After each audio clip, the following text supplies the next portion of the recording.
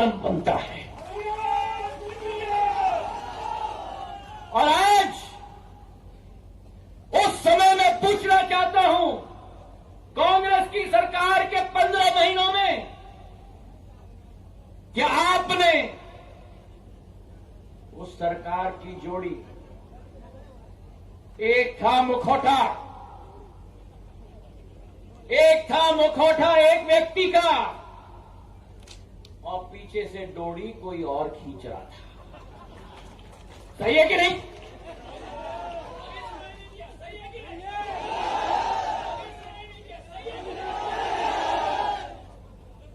पीछे से डोरी कोई और खींच रहा।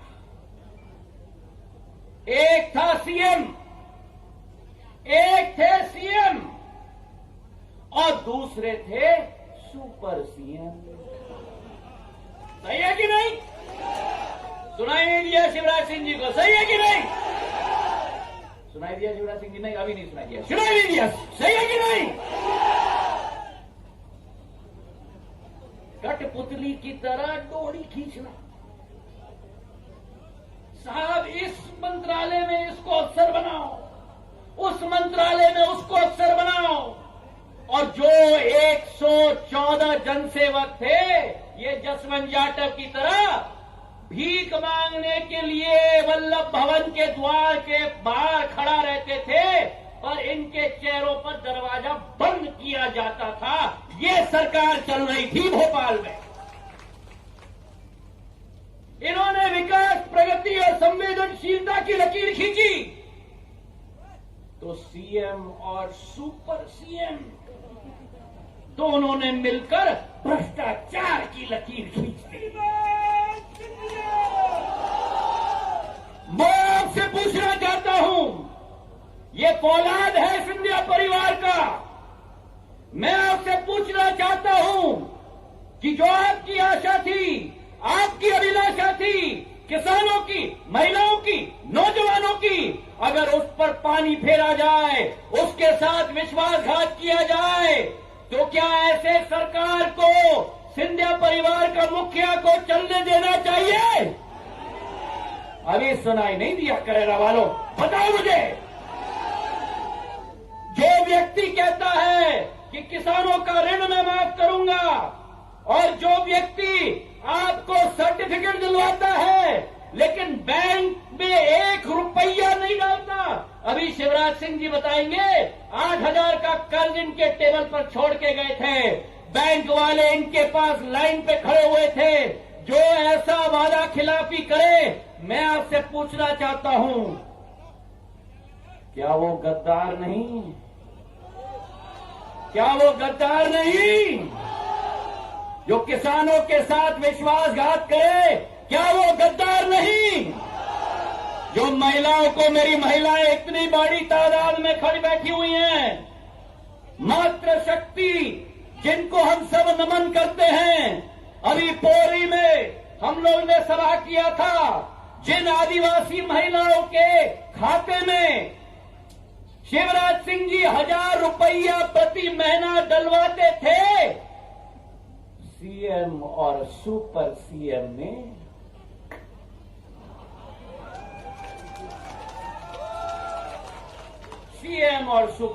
ने ताला लगा दिया।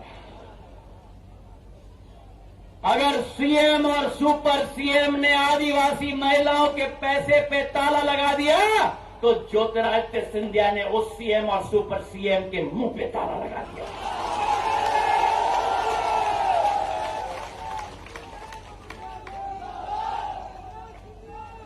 और आज मुझे गर्व है कि जब प्रदेश के मुख्यमंत्री पौरी गए थे,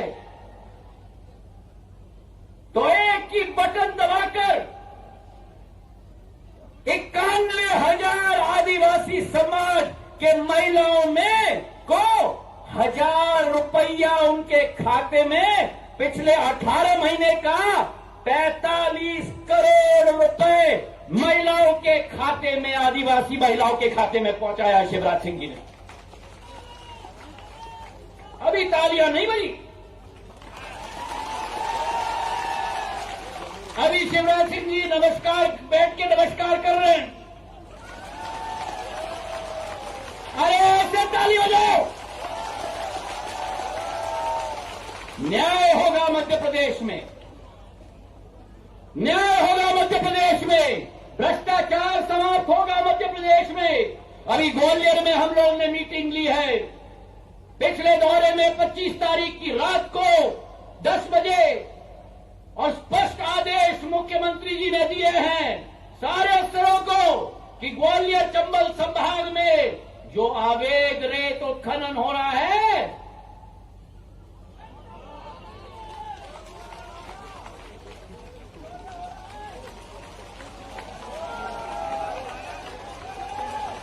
बंद होना चाहिए या नहीं? कमलनाथ जी की सरकार में तो संतरी, मंत्री, तंत्री सारे के सारे लगे हुए थे और इतने लगे हुए थे कि उनके कैबिनेट के मंत्री जो आजकल पदयात्रा कर रहे हैं अवैध रेत उत्खनन के विरुद्ध, वो स्वयं ही बंद करो पंखा, बंद करो पंखा, बंद करो। जितना पसीना आएगा उतना जोश आता है। ना एसी ना पंखा, गर्मी और मिट्टी, उसी से आप बने हैं, उसी से हम बने हैं और हम दोनों की शक्ति उसी गर्मी और मिट्टी से आता है। तो वो मंत्री जो आज पदयात्रा कर रहे हैं नदी बचाओ के लिए, कैबिनेट मंत्री होकर मध्य प्रदेश की जनता के समक्ष हाथ जोड़ा उन्होंने कि मैं माफी मांगता हूं सिर झुकाकर कि मेरी सरकार में अवैध रेत उत्खनन सरकार नहीं बंद कर पाई। और वो मंत्री आज ढोंग पटारा लगा के चल रहे हैं नदी के पदयात्रा पर। जिस सरकार ने नदी खोद दी उसी सरकार का नुमाइंदा आज पदयात्रा कर रहा है नदी की रक्षा के लिए। अरे नदी का रक्षक तो वो होता है जो आदेश देता है कि अवैध रेत उत्खनन अगर एक होगा तो उसके विरुद्ध सख्त से सख्त कार्रवाई की जाएगी।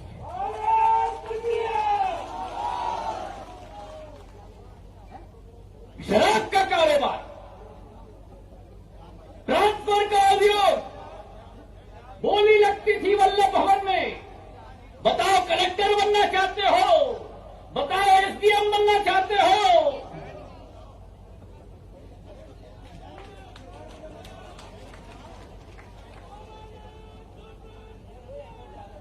ऐसे भ्रष्ट सरकार को जो मैं मानता हूं कि कलयुग की सरकार थी, उस कलयुग की सरकार को हटाकर एक किसानों की सरकार, महिलाओं की सरकार, नौजवानों की सरकार, एक ऐसी सरकार जिसके मुखिया ने ऐतिहासिक निर्णय लिया है कि मध्य प्रदेश में आज के बाद हर सरकारी नौकरी पर मध्य प्रदेश का जवानों को पहला हक मिलेगा। एक ऐसी सरकार मध्य प्रदेश में हमने स्थापित की है। जान लीजिए कांग्रेसी, ये सिंधिया परिवार में खून जज्बात का है। अगर ग्वालियर चंबल संभाग की जनता का अपमान हुआ, अगर ग्वालियर चंबल संभाग की विकास और प्रगति में रुकावट लाई गई, मेरे दादी ने डीपी मिश्रा की सरकार गिराई थी, मेरे पूज्य पिताजी ने अपनी पार्टी बनाई थी न्याय के लिए और सत्य के लिए। मैं इस बात में विश्वास रखता हूं कि सत्य परेशान हो सकता है लेकिन पराजित नहीं हो सकता। मैं सत्य के पथ पे हूं, मैं आपके विकास के पथ पे हूं, मैं आपके प्रगति के पथ पे हूं। आपके विकास के लिए, आपके प्रगति के लिए अगर मुझे झुकना पड़ा, अगर मुझे आक्रमण के जमीन पर आपके लिए लड़ाई लड़ना पड़ा, अगर मुझे अपनी जान भी देनी पड़ी, तो करेरा के लिए मेरा जान हाजिर है मेरे भाई और बहनों। जिस मुख्यमंत्री और सुपर सीएम ने इस पावन धरती पर कदम नहीं रखा, विकास और प्रगति की योजना देना तो जो अलग, आज ऐसा मुखिया आया है जो मेरे कहने पर और इस जसवंत जाटव के कहने पर,